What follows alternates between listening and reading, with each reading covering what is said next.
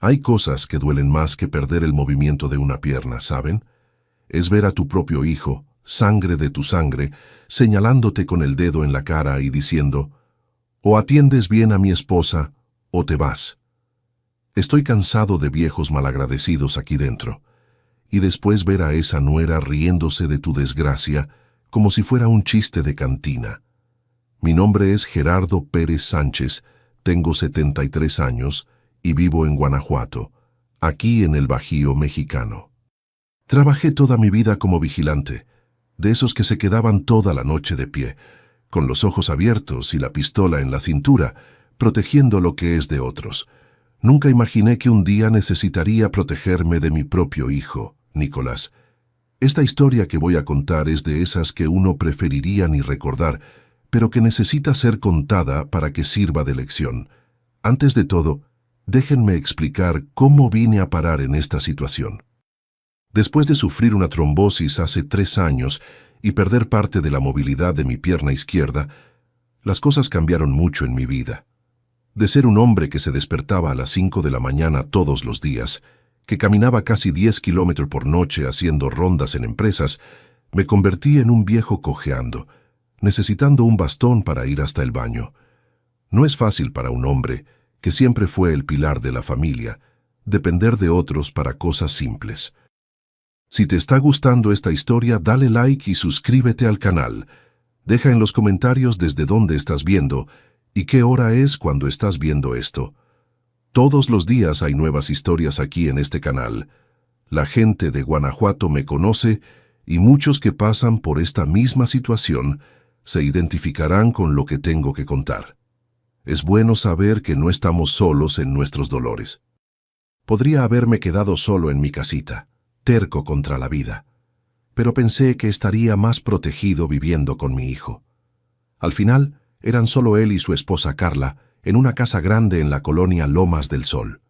Pensé, voy a ayudar con mi pensión, dividir las cuentas y además echar una mano en las tareas que pueda hacer.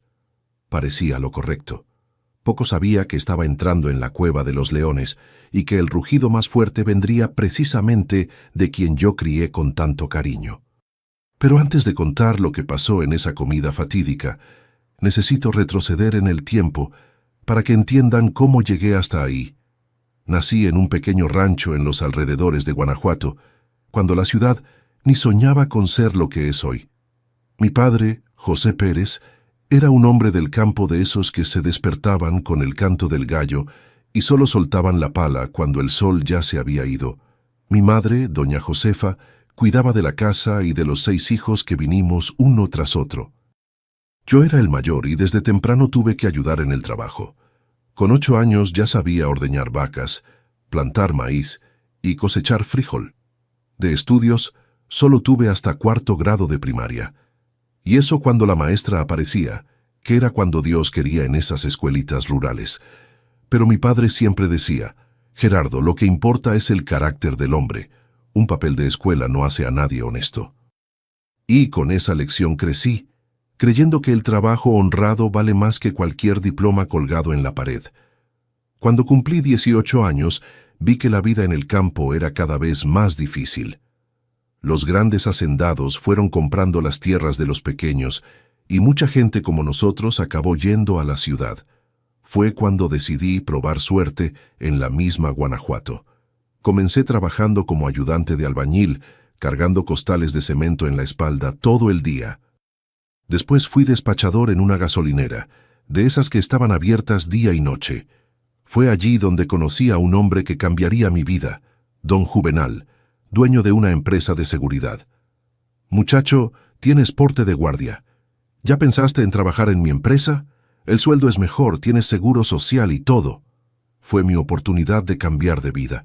Hice el curso de vigilante, saqué los documentos para portar arma y comencé a trabajar como guardia nocturno. Al principio era difícil permanecer despierto toda la noche, pero el cuerpo se acostumbra a todo en esta vida. Pasé casi 35 años en esa profesión, protegiendo bancos, fábricas y empresas. Conocí a cada rincón oscuro de Guanajuato, cada calle desierta que los ladrones podían usar para huir. Fue durante mi tiempo como vigilante que conocí a Margarita que Dios la tenga en su gloria. Ella trabajaba como afanadora en una de las empresas que yo vigilaba. Y cada mañana, cuando estaba terminando mi turno, ella llegaba con esa sonrisa tímida y un café calientito en el termo. Para espantar el sueño, decía ella. No pasó mucho tiempo para que comenzáramos a salir, y después de un año, me casé con Margarita en una ceremonia sencilla en la Basílica de Guanajuato. Nuestra vida no era de lujo, pero nunca faltó qué comer. Vivíamos en una colonia humilde, La Esperanza, en una casa pequeña que fui construyendo poco a poco, ladrillo a ladrillo los fines de semana y días libres. Margarita siguió trabajando incluso después de quedar embarazada de nuestro único hijo, Nicolás. Tuvo complicaciones en el parto y los médicos dijeron que no podía tener más hijos. Nos entristecimos, claro, pero agradecimos a Dios por el niño saludable que teníamos. Nicolás creció siendo el centro de nuestras vidas. Todo lo que hacíamos era pensando en él. Cuando el niño tenía unos 7 años, Margarita comenzó a insistir. Gerardo, nuestro hijo necesita estudiar en una buena escuela. Las escuelas públicas están cada vez peor. Y ahí fui yo a buscar un segundo empleo como guardia de eventos los fines de semana para poder pagar una escuela privada para mi hijo. Los sacrificios fueron muchos. Mientras otros vigilantes salían a tomar cerveza después del turno, yo guardaba cada centavo. Mientras los vecinos cambiaban de carro, nosotros seguíamos con nuestra bicicleta y el autobús. Incluso la ropa, Margarita la hacía durar lo máximo posible, remendando aquí y allá, para que el dinero sobrara para la educación del niño. Hubo una vez que Nicolás estaba en el último año de preparatoria y necesitaba una computadora para hacer los trabajos de la escuela. En aquella época, una computadora costaba casi 3 salarios mínimos. Margarita llegó a sugerir que lo sacáramos de la escuela privada, pero no acepté. Mi hijo va a tener un futuro mejor que el mío. Vendí mi moto que había comprado con tanto sacrificio para darle la computadora a Nicolás. Cuando él aprobó el examen para la carrera de administración en la Universidad Privada de Guanajuato, lloré escondido en el baño de tanto orgullo. Era el primero de la familia en entrar a una universidad. Trabajé en turnos dobles durante 4 años para pagar esa colegiatura que pesaba como plomo en el presupuesto, pero nunca se retrasó. Nuestro patrimonio fue creciendo despacito. La casita simple ganó un segundo cuarto, después un área de servicio techada. Compramos una televisión a color, un refrigerador nuevo cuando el viejo se descompuso definitivamente. Pequeñas conquistas que, para quien comenzó sin nada, son motivo de mucho orgullo. Cuando Nicolás se graduó, consiguió trabajo en una empresa agropecuaria aquí de la región. Pronto estaba ganando bien, compró un carrito, comenzó a vestirse mejor. Conoció a Carla en uno de esos eventos de empresa. Ella era la secretaria ejecutiva, toda llena de aires, cabello teñido de rubio, uñas siempre arregladas. Confieso que al inicio no me cayó bien. Parecía mirar nuestra casa, nuestros muebles simples, como quien mira un basurero. Pero me tragué mi impresión al final, si mi hijo era feliz. Fue por esa época, cuando Nicolás ya estaba saliendo en serio con Carla, que Margarita comenzó a enfermarse. Al principio eran solo unos dolores de espalda, nada serio. Después vinieron los dolores de cabeza, tan fuertes que pasaba días acostada en el cuarto oscuro. Cuando finalmente conseguimos una consulta con el neurólogo por el Seguro Popular, el diagnóstico fue como una bomba, un aneurisma cerebral y de los grandes. «Necesita operación con urgencia», dijo el médico. Pero la lista de espera en el Seguro Popular era de meses y no teníamos seguro privado ni dinero para pagar una cirugía particular. Fue cuando Nicolás apareció con la solución. Había conseguido un seguro médico por la empresa y podía ponernos como dependientes. En menos de un mes, Margarita se operó. Ella se recuperó bien al principio, pero 6 meses después tuvo un derrame cerebral. Ese se llevó a mi vieja en el mismo hospital donde la salvaron del aneurisma. Nicolás estaba allí conmigo, me dio fuerzas, organizó todo del velorio. Yo, con 68 años en esa época, me sentí por primera vez realmente viejo y solo. Seguí trabajando por un año más hasta que mi cuerpo también comenzó a dar señales de cansancio. La presión alta que ya tenía hace tiempo empeoró y entonces vino la trombosis. Fue de repente. Estaba haciendo mi ronda en la fábrica de cerámica cuando sentí la pierna izquierda entumecida. Después, ya no podía apoyarla bien. Llamaron a la ambulancia y cuando llegué al hospital, el médico dijo que fue una trombosis, un coágulo que bloqueó la circulación de la pierna. Estuve internado casi un mes. Cuando salí del hospital, ya no podía trabajar como vigilante. Como ya tenía tiempo de cotización, conseguí jubilarme, pero el monto no era ni la mitad de lo que ganaba. Fue cuando Nicolás sugirió: «Papá, ¿por qué no vienes a vivir con nosotros? Carla y yo compramos una casa grande y tiene un cuarto de sobra. Al menos no estarás solo». En ese momento pareció una bendición, mi hijo retribuyendo todo lo que hice por él. Vendí mi casita por un valor razonable y me fui a vivir con ellos. El dinero de la venta lo dejé en el banco para emergencias. Con mi pensión ayudaba en las cuentas de la casa, pagando la mitad del agua, luz y supermercado. En los primeros meses todo fue bien. Me adaptaba a la nueva rutina, a la nueva casa, pero poco a poco comencé a notar cambios. Carla, que nunca fue de las más simpáticas, comenzó a ponerse más fría, más distante. Dejaba indirectas en el aire sobre cómo yo ocupaba espacio en su casa. Nicolás, que siempre fue un buen muchacho, comenzó a cambiar también. Llegaba más tarde del trabajo, hablaba menos conmigo, a veces ni cenaba en casa. Cuando le preguntaba si todo estaba bien, evadía. «Todo está perfecto, papá. Solo mucho trabajo». Yo no soy tonto. Sé reconocer cuando hay algo mal. Y fue así que comencé a percibir que mi presencia en esa casa estaba molestando más de lo que ayudaba. Pero nunca, ni en mis peores pesadillas, imaginé que las cosas llegarían a donde llegaron. Fue un miércoles de abril. Lo recuerdo como si fuera hoy. El cielo de Guanajuato estaba cargado de esas nubes pesadas que prometen tormenta, pero no cumplen. Me había despertado con la pierna doliéndome más de lo normal.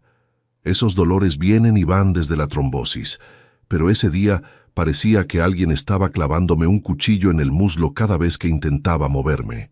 Aún así, me arrastré a la cocina temprano para hacer un café. Era lo mínimo que podía hacer, ya que no podía ayudar en otras tareas de la casa. Carla ya había salido para el trabajo, pero dejó el fregadero lleno de trastes de la cena de la noche anterior. No era la primera vez. En los últimos meses, parecía hacerlo a propósito, dejando todo desordenado como si estuviera probándome. Respiré hondo y lavé todo, apoyando más el peso en la pierna derecha para aguantar estar de pie. Nicolás apareció en la cocina cuando estaba terminando. Ni los buenos días me dio. Tomó una taza de café y fue al cuarto a arreglarse. Me di cuenta que había dormido en el sofá de la sala, algo que estaba ocurriendo con más frecuencia.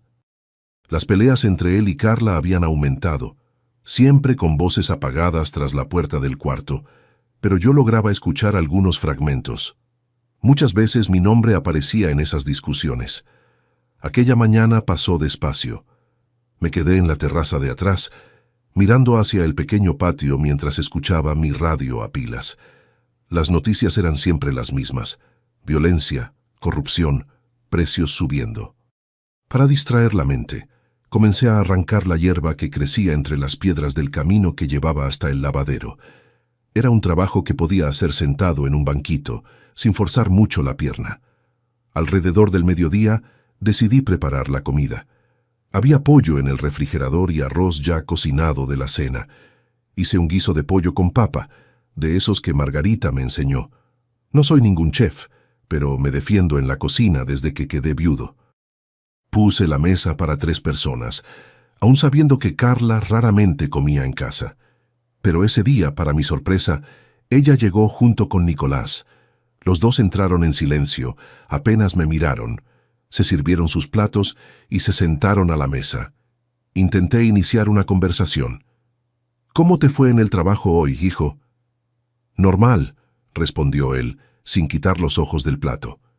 «¿Y tú, Carla, todo bien en la empresa?» Ella dio una sonrisa forzada. Todo excelente, don Gerardo. El silencio pesó como plomo en esa mesa. Solo se oía el ruido de los cubiertos en los platos. Fue cuando noté las miradas que intercambiaban, como si conversaran en código.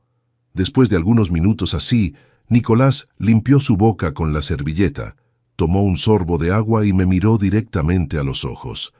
«Papá, necesitamos hablar». Algo en el tono de su voz me dio un apretón en el pecho. Coloqué el tenedor al lado del plato y esperé. Las cosas no están funcionando bien aquí en casa. «¿Cómo así, hijo? Tú...» Él dudó, miró a Carla como si buscara valor y continuó. «Tú no estás ayudando como deberías». Sentí como si me hubieran dado una bofetada. «Pero yo pago la mitad de las cuentas, hijo, y hago lo que puedo en las tareas de casa, aún con mi pierna así.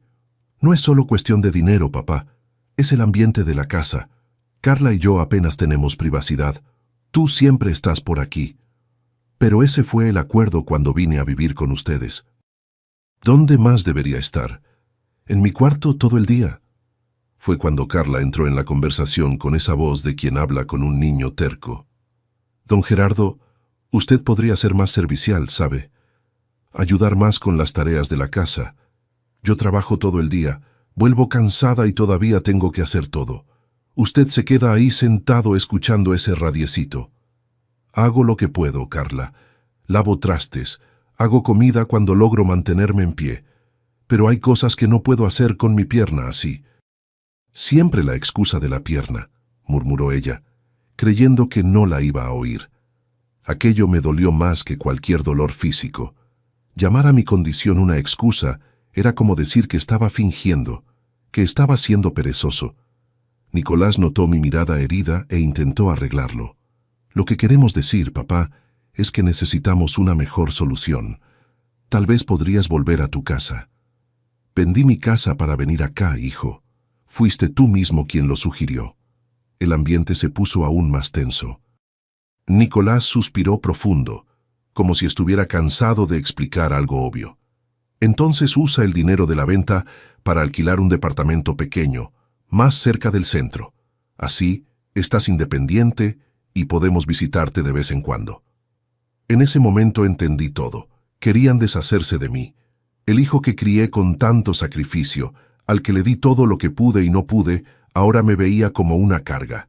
La casa que yo ayudaba a pagar con el dinero de mi pensión sudada ya no tenía lugar para mí. «Entiendo», fue lo único que logré decir. El resto de la comida fue en silencio. Cuando terminaron, los dos se levantaron y fueron al cuarto, dejándome solo con los platos sucios.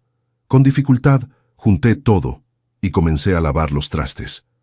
Las lágrimas corrían silenciosas por mi rostro arrugado, mezclándose con el agua del fregadero. Estaba secando el último plato cuando oí la discusión comenzar en el cuarto. Primero eran solo murmullos, después las voces fueron aumentando. No lograba entender todo, pero oía claramente mi nombre siendo mencionado varias veces. Entonces, la puerta del cuarto se abrió con un estruendo y Nicolás salió a pasos largos con Carla justo detrás. «Basta, vamos a resolver esto ahora». Vino directo hacia mí, el rostro rojo de rabia. Me señaló con el dedo en la cara y soltó aquellas palabras que nunca olvidaré. «O atiendes bien a mi esposa, o te vas. Estoy cansado de viejos malagradecidos aquí dentro». Me quedé paralizado sin creer lo que estaba oyendo. ¿Atender a su esposa? ¿Cómo así? ¿De qué estás hablando, hijo? Estoy hablando de que si quieres quedarte en esta casa, tendrás que volverte útil de verdad. Carla trabaja todo el día, llega cansada, y tú te quedas ahí parado, lávale la ropa, arréglale el cuarto, haz las compras en el mercado. Si no puedes hacer eso, entonces no sirves para nada. Carla estaba parada detrás de él, con una sonrisa en los labios. Una sonrisa que me heló el alma. No era sonrisa de vergüenza o de quien intenta calmar la situación. Era una sonrisa de satisfacción de quien finalmente consiguió lo que quería. En ese momento, algo se rompió dentro de mí. No fue rabia lo que sentí, fue una tristeza profunda, de esas que van hasta el fondo del alma. Miré a mi hijo, aquel niño que llevé en brazos, que le enseñé a caminar, por el que trabajé doble para darle educación, y no lo reconocí. ¿Quién era ese hombre gritándome? ¿No era mi Nicolás? Con toda la dignidad que pude juntar me apoyé en el bastón y me puse de pie. Lo miré a los ojos y dije calmadamente: «No necesitas decir nada más, hijo. Entendí el mensaje». Fui cojeando hasta mi cuarto, cerré la puerta y me senté en la cama. Las manos temblorosas, el corazón apretado. Me quedé allí inmóvil, intentando procesar lo que acababa de pasar. Del otro lado de la casa, oía a Carla y Nicolás conversando, ahora en tono más bajo. De vez en cuando, una risa de ella llegaba a mis oídos. Pasó una película en mi cabeza. Todos los sacrificios que hice por ese muchacho. Las noches en vela trabajando en 2 empleos para pagar escuela privada, la moto que vendí para comprar computadora, las comidas que dejé de comer para guardar dinero para su universidad, y ahora esto. Pero algo dentro de mí, esa fibra de hombre que enfrentó la vida dura desde niño, me impidió llorar más. No voy a humillarme, pensé. Tengo 73 años, pero todavía tengo mi dignidad. Abrí el ropero y saqué mi maleta vieja, la misma que traje cuando vine a vivir allí. Comencé a doblar mi ropa con cuidado, colocando todo organizado. Separé mis pocos objetos personales, el portarretratos con foto de Margarita, mi radio de pilas, las medicinas de la presión y de la trombosis, la Biblia gastada de tanto uso. Cuando terminé de arreglar todo, ya estaba anocheciendo. Salí del cuarto arrastrando la maleta con una mano y apoyado en el bastón con la otra. Nicolás y Carla estaban en la sala, viendo televisión como si nada hubiera pasado. «Me voy», anuncié parado en la puerta de la sala. Nicolás me miró sorprendido. Creo que no esperaba que realmente me fuera. «Papá, no es necesario salir así de noche. Mañana hablamos mejor». «Ya no hay más que hablar, Nicolás. Dejaste bien claro lo que piensas. Iré al hotel de la central de autobuses por unos días, hasta encontrar un lugar. ¿Y tus cosas? Todavía hay muchas cosas en el cuarto. Lo importante, me lo llevé. El resto puedes tirarlo o venderlo. Quizás ayude a pagar las cuentas que tanto pesan en el bolsillo de ustedes». Carla ni se levantó del sofá, solo observaba la escena con esa misma sonrisa en la comisura de la boca. «Al menos déjame llevarte hasta el hotel, papá». «No es necesario. Ya llamé un taxi». Y era verdad. Mientras arreglaba mis cosas, había usado el teléfono del cuarto para llamar al sitio de taxis de la colonia. Apenas terminé de hablar, la bocina sonó afuera. Mi taxi llegó. Di la vuelta y fui en dirección a la puerta. No esperé abrazo o despedida. No había más nada que decir. «Papá». Nicolás llamó cuando ya estaba saliendo. «Después de que te calmes, hablamos. No hagas ninguna tontería». Me volví una última vez, miré a los ojos a mi hijo y sonreí. Una sonrisa triste de esas que cargan el peso de una vida entera de decepciones. «Quédate tranquilo, hijo. No voy a hacer ninguna tontería». Lo que él no sabía es que bajo esa sonrisa triste, yo ya estaba planeando cada paso de los próximos días. No por venganza, sino por justicia, porque una cosa que aprendí en 35 años como vigilante es que cada acción tiene su consecuencia y algunas de ellas tardan, pero siempre llegan. Aquella noche en el hotel de la central de autobuses fue una de las más largas de mi vida. No pude pegar los ojos. Me quedé acostado en la cama dura, mirando el techo descascarado, repasando cada momento de los últimos meses. Comencé a recordar pequeños detalles que antes no me habían llamado la atención, como el hecho de que Carla siempre husmeaba en mi cuarto cuando salía para consultas médicas. Una vez volví más temprano y la sorprendí revolviendo mi cajón de documentos. Ella disimuló. Dijo que estaba buscando una receta médica que había dejado allí. Yo le creí. O las conversaciones susurradas entre ella y Nicolás, que siempre paraban cuando yo entraba en la habitación. Las miradas extrañas cuando hablaba del dinero de la venta de mi casa guardado en el banco. Las preguntas insistentes sobre cuánto recibía de pensión y si no tenía derecho a algún otro beneficio por mi condición. Fue como si me hubieran quitado una venda de los ojos. No era solo que me consideraran una carga, un viejo inútil. Había algo más detrás de todo aquello. A la mañana siguiente, tomé mi café en la cafetería de la central y hice algunas llamadas.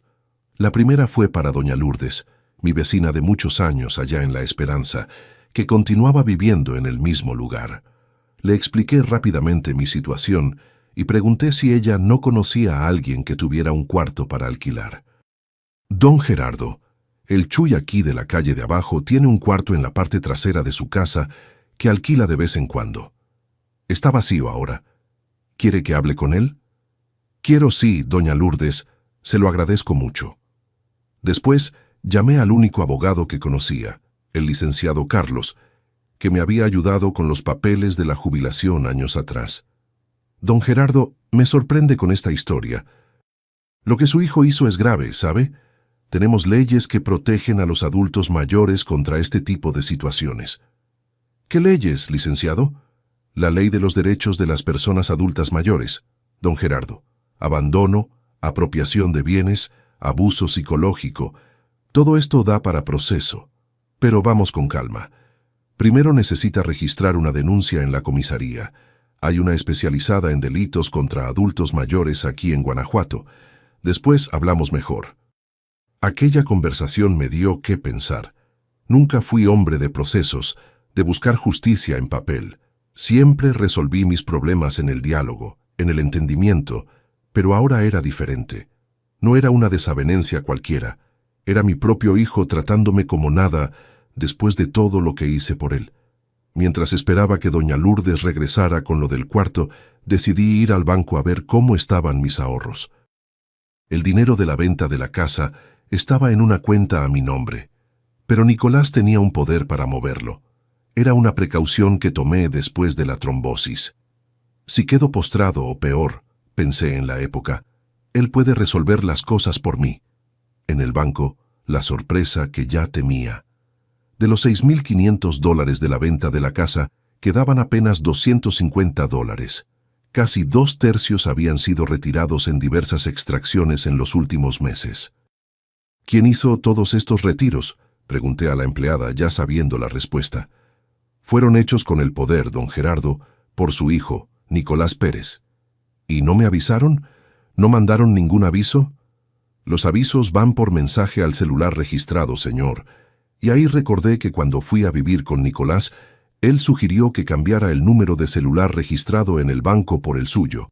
Así es más fácil controlar tus cuentas, papá. Tú siempre olvidas ver los mensajes. Salí del banco destrozado, pero con una certeza aún mayor de lo que necesitaba hacer. No era solo por la ingratitud, por la humillación que pasé. Era por un crimen real, un robo descarado del dinero que sudé toda la vida para juntar, el dinero que debería darme seguridad en la vejez. Fui directo a la comisaría de protección al adulto mayor. En el camino recibí la llamada de doña Lourdes. Don Gerardo, hablé con el Chuy. Dice que puede ver el cuarto hoy mismo si quiere. En la comisaría una policía joven, la oficial Samira, me atendió con una atención que hacía mucho tiempo no recibía. Escuchó toda mi historia sin interrumpir, anotando todo con cuidado. Don Gerardo, ¿tiene alguna prueba de estas cosas que me está contando? De los retiros, de la forma como fue tratado. Fue cuando saqué del bolsillo mi celular viejo, aquel mismo que Nicolás pensaba que apenas sabía usar.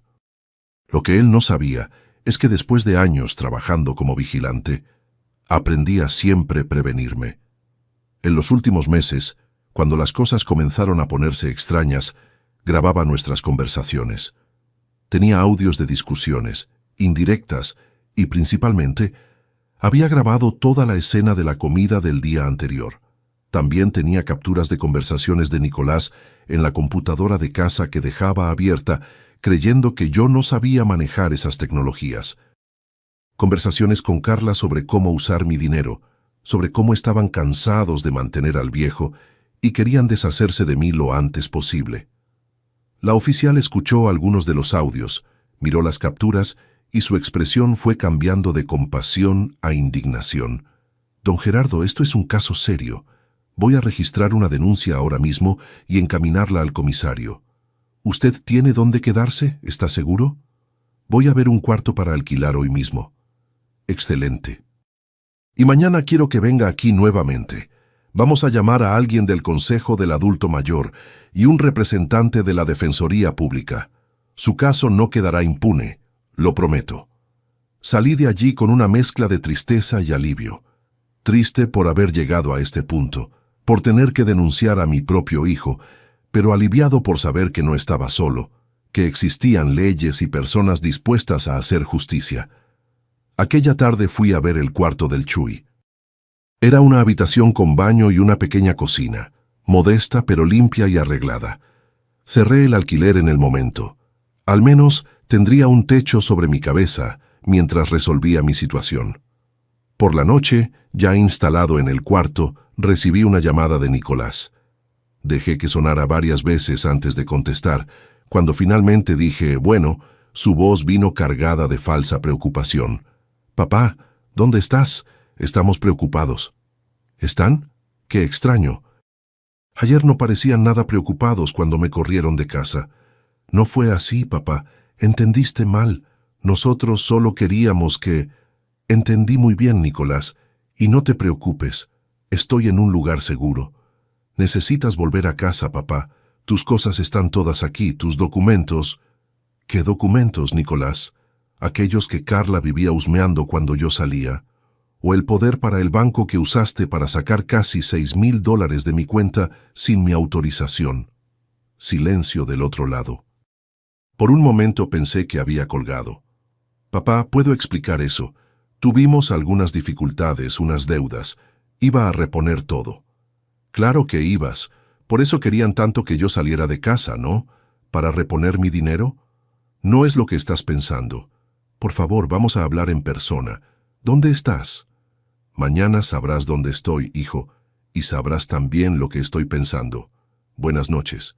Colgué antes de que pudiera decir algo más. Mi corazón pesaba como plomo. Nunca imaginé que llegaría a este punto con mi propio hijo. Pero una cosa había aprendido en mis 73 años de vida. La justicia tarda, pero no falla. Y a veces somos nosotros mismos quienes necesitamos hacer que la justicia ocurra. El día siguiente amaneció con una llovizna fina en Guanajuato, de esas que más parecen neblina, pero que te empapan si te quedas mucho tiempo en ella. Me levanté temprano, tomé mis medicinas y me arreglé con lo mejor que había llevado en la maleta. Una camisa social azul que Margarita me dio en su último cumpleaños, y un pantalón de tela oscuro, ya un poco gastado en las rodillas, pero bien planchado. A las 9 en punto estaba de vuelta en la comisaría. La oficial Samira me recibió con una sonrisa amable y me llevó a una sala donde ya esperaban otras personas. Un hombre de traje que me presentó como el licenciado Ricardo de la Defensoría Pública y una señora de mediana edad, doña Carmen, del Consejo Municipal del Adulto Mayor. Don Gerardo ayer mismo envié todo su caso al comisario Marcos. Él analizó los audios y las pruebas que usted trajo y consideró que hay elementos suficientes para abrir una investigación, explicó la oficial. El licenciado Ricardo, un hombre de unos 40 años con el cabello ya canoso en las sienes, complementó. Su caso es muy serio, don Gerardo. Tenemos aquí elementos de delito contra la persona adulta mayor, apropiación indebida, violencia psicológica y patrimonial.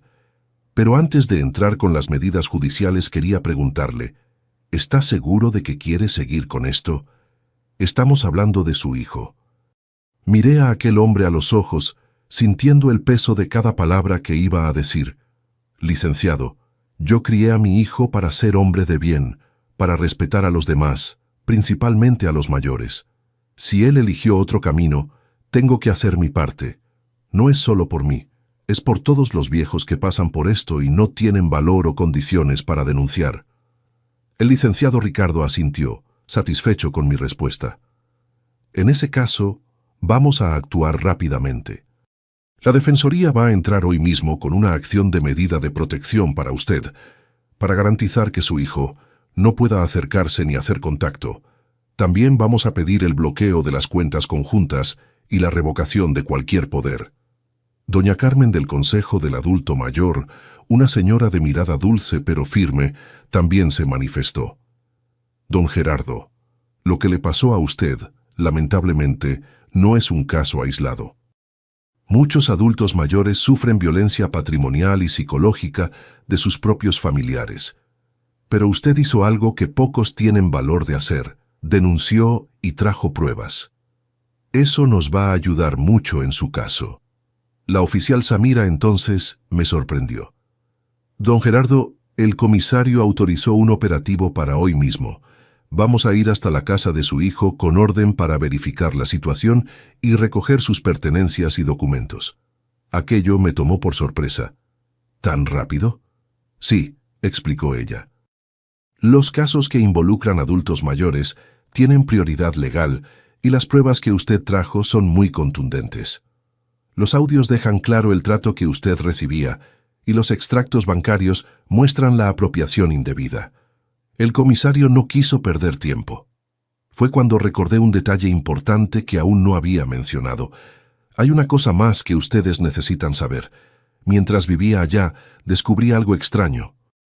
Mi hijo trabaja en una empresa agropecuaria, pero los movimientos de dinero en su cuenta no coincidían con su sueldo. Eran montos mucho mayores en fechas irregulares. El licenciado Ricardo frunció el ceño. ¿Usted cree que puede haber algo ilícito involucrado? No sé decir, licenciado, pero una vez revisando su computadora mientras no estaba, vi unas hojas de cálculo extrañas.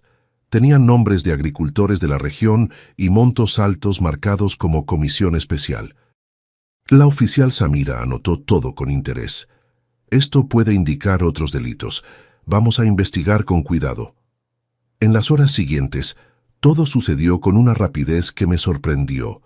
El licenciado Ricardo preparó los documentos para el juez, pidiendo las medidas de protección y la devolución del dinero retirado sin mi autorización.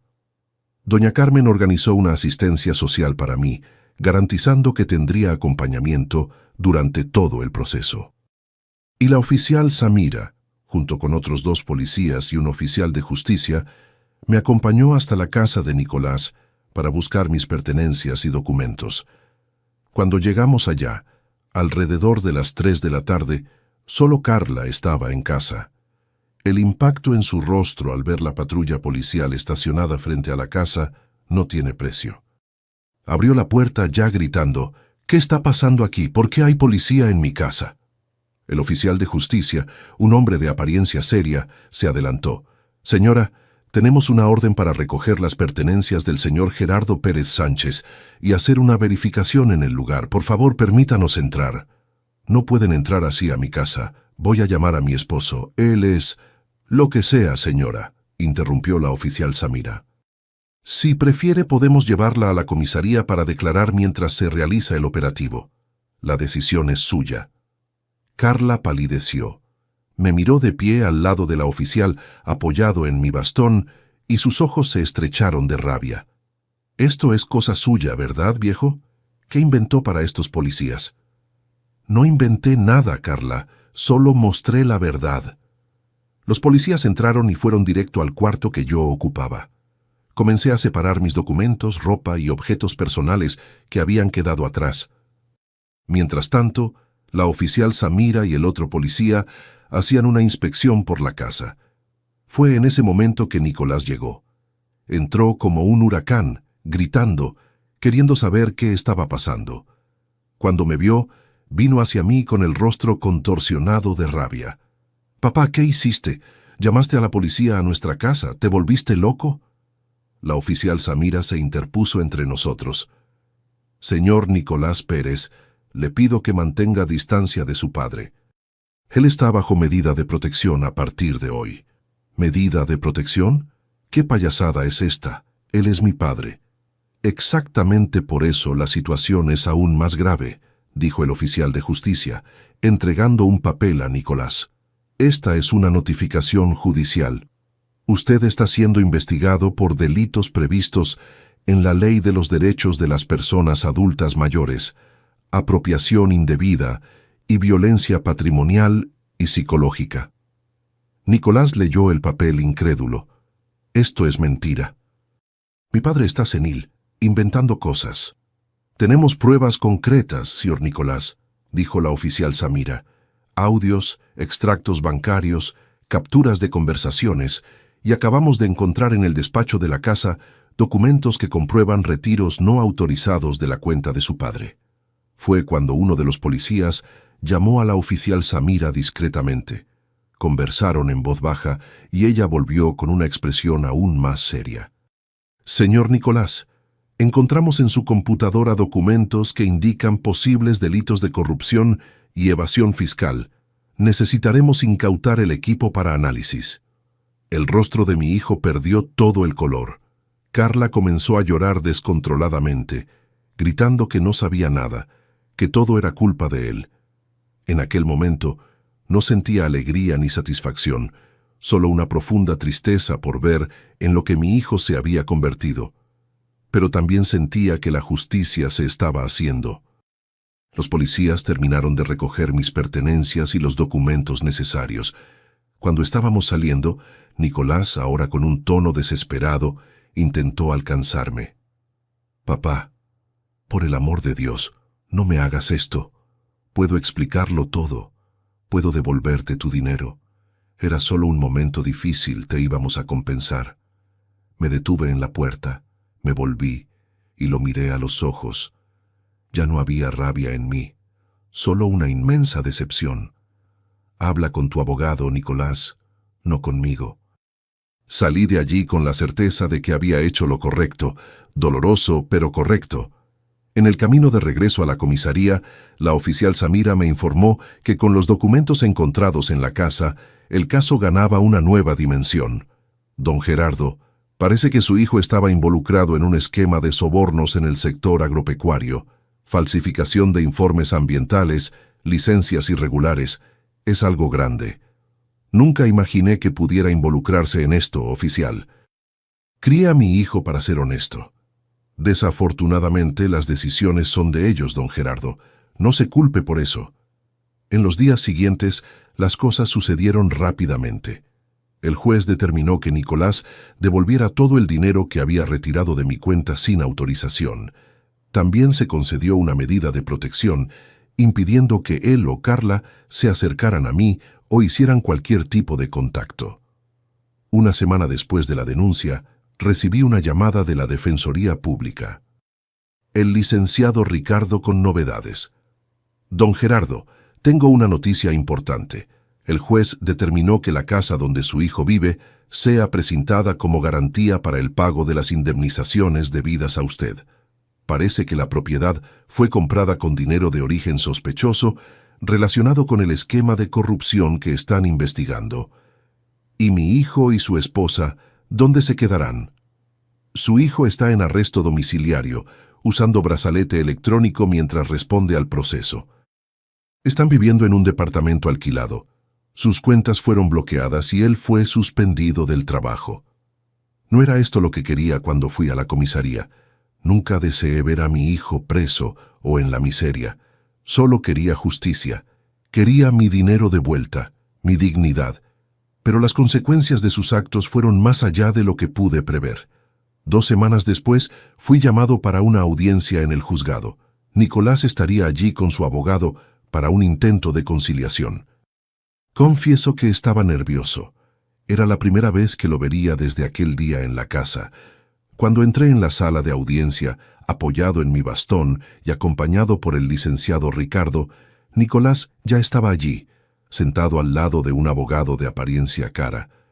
Mi hijo parecía haber envejecido años en apenas semanas. Estaba más delgado, con ojeras profundas, la barba sin afeitar. El juez, un hombre de unos 60 años con cabello completamente blanco y una mirada serena, inició la audiencia explicando el propósito. Estamos aquí para intentar una conciliación en el proceso presentado por el señor Gerardo contra su hijo, Nicolás. Antes que nada quiero dejar claro que los delitos que involucran corrupción y evasión fiscal están siendo tratados en otro proceso y no serán objeto de esta audiencia. Nicolás mantenía la cabeza baja, sin mirarme directamente.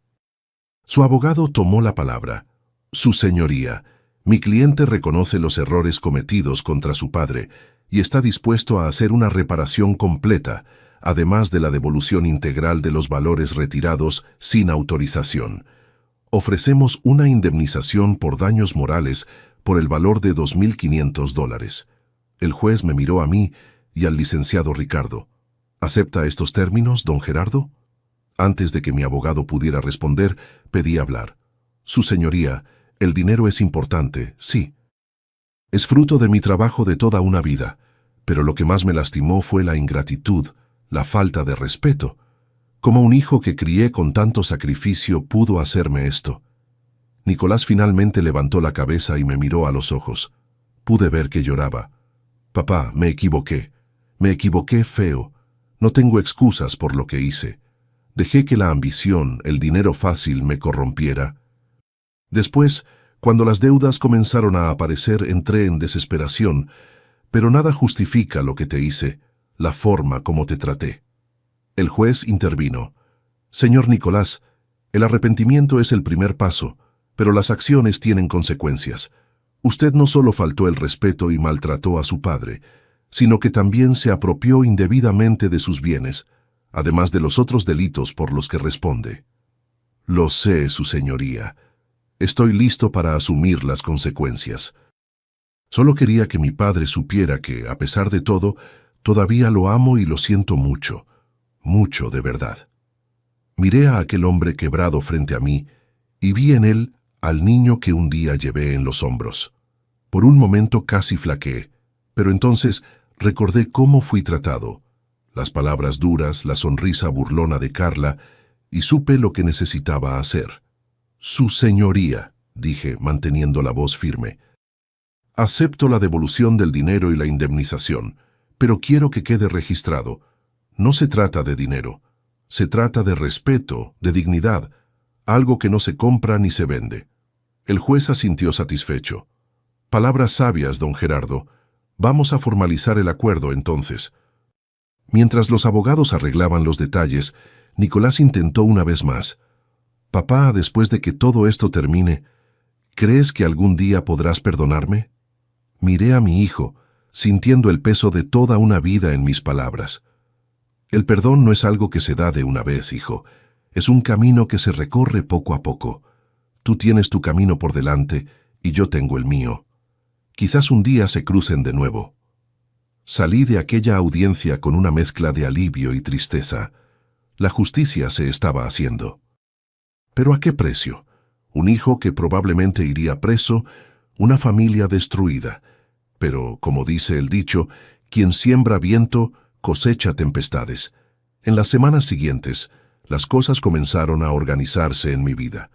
Con el dinero recuperado y la indemnización, conseguí comprar una casa pequeña, pero confortable, en la colonia San Miguel, más cerca del centro.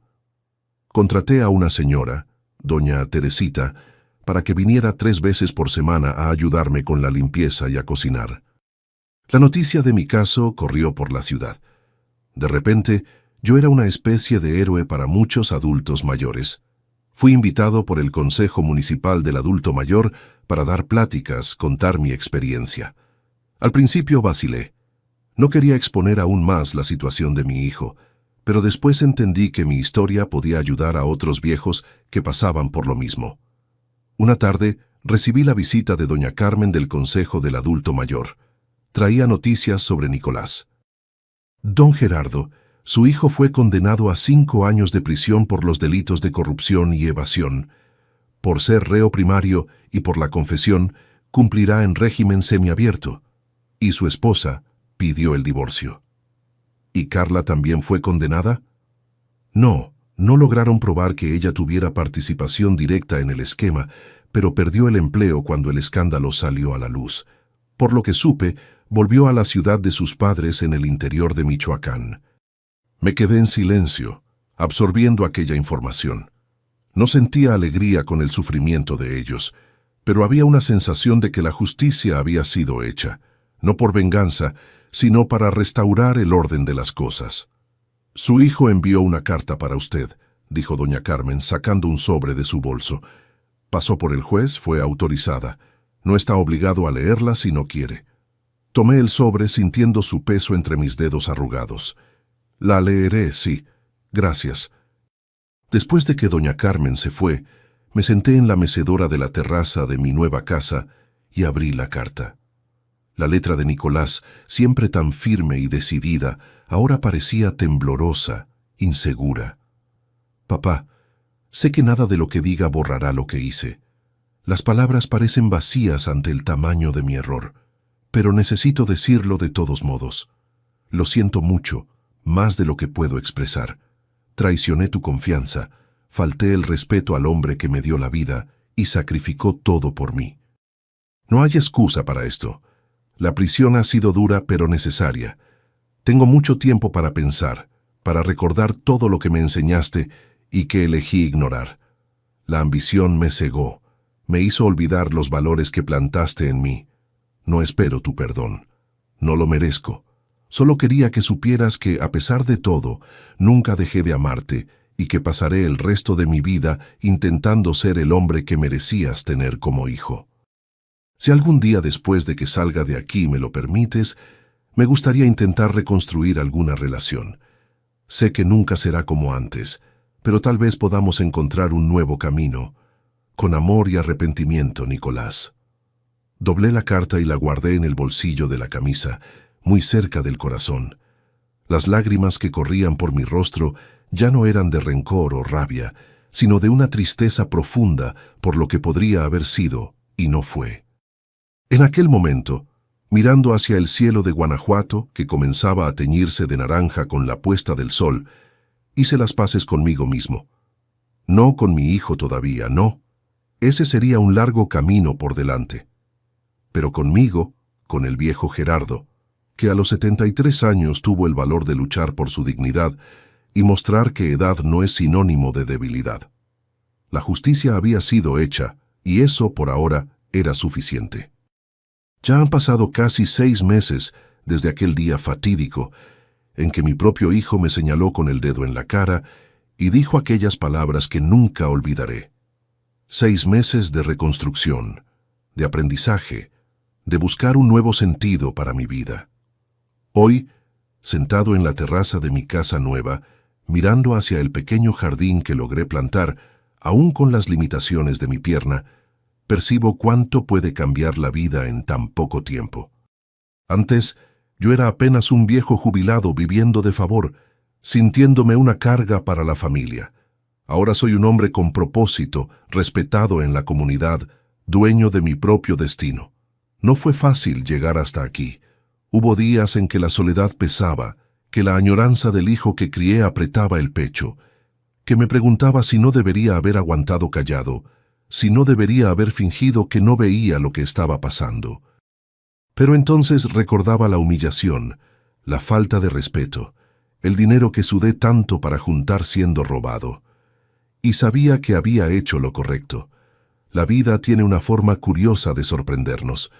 Después de que mi caso se hizo conocido en Guanajuato, muchos otros adultos mayores buscaron ayuda. Historias parecidas a la mía, a veces hasta peores. Hijos que golpeaban a sus padres, que les quitaban medicinas y alimentos, que los dejaban encerrados en casa. Cosas que uno ni imagina que existen hasta verlas de cerca. Doña Carmen me invitó a formar parte del Consejo Municipal del Adulto Mayor. Al principio me resistí. Pensaba que no tenía estudios para eso. Don Gerardo, me dijo, lo que usted tiene vale más que cualquier diploma. Experiencia de vida y valor para enfrentar la injusticia. Acabé aceptando, y ahora 2 veces por semana voy a las reuniones del consejo. Ayudo en lo que puedo. Cuento mi historia para quien necesita oír que no está solo. Otro día recibí en casa la visita de la oficial Samira, aquella policía que me atendió en la comisaría. Ella vino a traerme noticias del proceso contra Nicolás. Don Gerardo, su hijo se está portando bien en prisión. Está estudiando, haciendo un curso técnico de informática. Reduce la pena y además sale de allí con una profesión. Sentí un apretón en el pecho, mezcla de orgullo con tristeza. Él siempre fue inteligente, comenté. Lástima que eligió usar ese talento para el lado equivocado. Las personas pueden cambiar, don Gerardo, dijo ella, especialmente cuando enfrentan las consecuencias de sus actos. He pensado mucho en eso, en la capacidad que tenemos de cambiar, de arrepentirnos, de buscar un camino mejor. Nicolás me escribe regularmente ahora.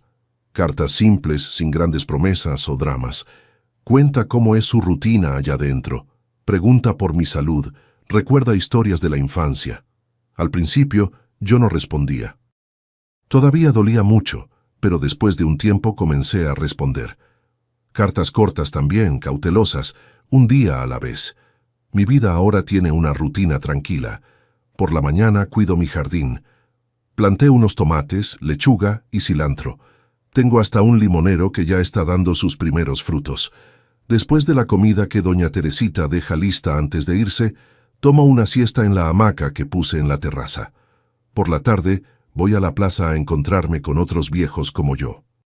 Jugamos dominó, conversamos sobre los tiempos antiguos, hablamos mal de la política, nos quejamos de los dolores, cosas de viejo, ¿saben? 3 veces por semana hago fisioterapia en el centro de salud. Mi pierna mejoró un poco, todavía cojeo, pero ya puedo caminar distancias mayores sin tanto dolor. El médico dice que es importante continuar moviéndome, no dejar que la edad me venza. El mes pasado sucedió algo que no esperaba. Recibí una llamada del abogado de Nicolás. Mi hijo, con el trabajo que hace en la prisión, juntó un dinero y quiere ayudarme con los gastos mensuales. Su hijo quiere depositar una pensión mensual para usted, explicó el abogado. No es mucho, pero él insiste. Dice que es lo mínimo que puede hacer después de todo. Confieso que dudé. No necesitaba el dinero y tenía miedo de que fuera otra forma de manipulación. Consulté al licenciado Ricardo de la Defensoría, quien me aconsejó: si usted se siente cómodo, acéptelo. Puede ser una forma de reparación no solo financiera, sino moral. Él está reconociendo su responsabilidad de cuidar de su padre. Acabé aceptando. No por el dinero en sí, sino por el significado del gesto. Era un comienzo, un pequeño paso en la dirección correcta. La semana pasada, Nicolás pidió visitarme. Por primera vez desde que todo sucedió, él consiguió autorización judicial para salir de la prisión por algunas horas, acompañado por un agente, para verme. Pensé mucho antes de aceptar. No sabía si estaba listo para ese encuentro. Acabé diciendo que sí. Él vino un domingo por la mañana con un agente penitenciario discreto que se quedó esperando en el carro. Nicolás estaba más delgado, con el cabello más corto, pero los ojos eran los mismos del niño que un día jugaba en mi regazo. No nos abrazamos, no hubo grandes emociones. Le ofrecí un café, nos sentamos en la terraza. Conversamos sobre cosas simples: el clima, mi jardín, la fisioterapia. Él me contó sobre los cursos que está haciendo, los planes para cuando salga. En ningún momento pidió volver a casa o que yo retirara la denuncia. Parecía haber aceptado las consecuencias de sus actos. Antes de irse, sacó del bolsillo un sobre. Papá, esto es una copia de la escritura de la casa, aquella en que vivíamos que fue precintada. Conseguí que fuera transferida a tu nombre. Es tuya por derecho. Puedes venderla, hacer lo que quieras. Es poco comparado con lo que te quité, no solo en dinero, sino en confianza, en amor, pero es un comienzo. Tomé el sobre sorprendido. No necesitabas hacer esto, hijo. Sí necesitaba, papá, y mucho más. Solo quería que supieras que estoy intentando arreglar las cosas de la manera que puedo. Cuando se fue, me quedé mucho tiempo sentado en aquella terraza, pensando en todo lo que viví, en las decisiones que tomé, en los caminos que la vida nos lleva, y llegué a algunas conclusiones. Primera, no importa la edad que tengamos, nunca es tarde para luchar por nuestra dignidad. Muchos adultos mayores aceptan faltas de respeto y hasta violencia porque creen que no tienen opción, que nadie les va a creer, que no vale la pena el esfuerzo. Eso es mentira. Tenemos valor, tenemos derechos, tenemos voz. Segunda, perdonar no significa olvidar, ni fingir que nada pasó. Perdonar es un proceso, un camino que se hace día tras día. Estoy en ese camino con mi hijo. No sé a dónde llevará, pero estoy caminando. Tercera, la familia es importante, pero no es todo. A veces las personas que no tienen nuestra sangre nos tratan mejor que aquellas que deberían amarnos incondicionalmente. Y está bien. Podemos crear nuevas redes de apoyo, nuevas amistades, nuevos lazos. Cuarta y tal vez la más importante, envejecer no es perder valor. La sociedad intenta convencernos de que un viejo no sirve para nada, que somos una carga, un estorbo. No lo somos. Llevamos con nosotros sabiduría, experiencia, historias. Merecemos respeto no a pesar de nuestra edad, sino por causa de ella. La semana pasada recibí otra visita inesperada. Era Carla, mi ex nuera. Había vuelto a Guanajuato para resolver algunos asuntos pendientes y pidió hablar conmigo. Dudé, pero acabé aceptando. Estaba diferente, sin aquella arrogancia de antes, trabajando como vendedora en una tienda de ropa en la ciudad de sus padres, llevando una vida sencilla. «Vine a pedir perdón, don Gerardo», dijo sin rodeos. «Fui cómplice de todo lo que pasó. Podría haberlo impedido, pero no solo dejé que sucediera, sino que lo alenté. Usted no merecía aquello». No esperaba ese reconocimiento de ella. Respondí con honestidad. «Acepto tus disculpas, Carla, pero llevará tiempo para que pueda confiar de nuevo». «Entiendo. Solo quería que supiera que estoy arrepentida y que deseo que Nicolás consiga su perdón algún día». Hoy, cuando miro hacia atrás, hacia toda esta historia, ya no siento aquella rabia que me consumía. Siento una especie de paz. No es una paz completa. Todavía hay heridas que están cicatrizando, pero es una paz que me permite dormir por la noche, que me hace despertar por la mañana con ganas de vivir un día más. Si hay un mensaje que quiero dejar para quien está escuchando mi historia es este: nunca aceptes ser maltratado, irrespetado o robado, ni siquiera por tu propia familia. Tu valor no disminuye con la edad. Al contrario, cada arruga, cada cabello blanco, cada cicatriz son marcas de una vida que merece ser honrada y respetada. Y si eres joven, recuerda, un día tú también envejecerás. Trata a los adultos mayores de tu familia, de tu comunidad, como te gustaría ser tratado en el futuro, porque el futuro llega más rápido de lo que imaginamos. Gracias por escucharme hasta aquí. Si te gustó, deja tu like y suscríbete al canal. Quien vio hasta el final, comenta ahí abajo la palabra dignidad. Y no dejes de ver las otras historias aquí del canal. En la pantalla hay 2 que te van a gustar. Un abrazo de este viejo.